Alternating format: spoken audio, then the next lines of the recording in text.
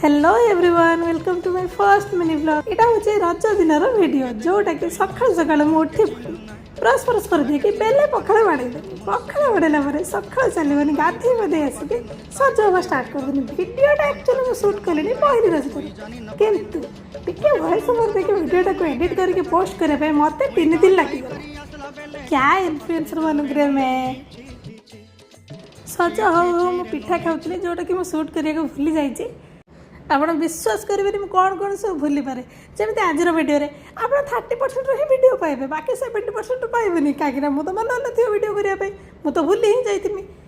ଏଠି ଭାଉଜ ମୋର ଯାହା ତାଙ୍କର କଳା କାରୁକାର୍ଯ୍ୟ ଜାଣିଥିଲେ ସବୁ ମୋ ଉପରେ ପ୍ରୟୋଗ କରିଦେଲେ। ତାପରେ ମୁଁ ଚାଲିଲି ସଜ ହେବା ପାଇଁ। ସଜ ହେଲା ପରେ ମୁଁ ଟିକେ ନିଜକୁ ଷ୍ଟାଇଲରେ ଟିକେ ଭିଡ଼ିଓ ଟିକେ କରିଦେଲି।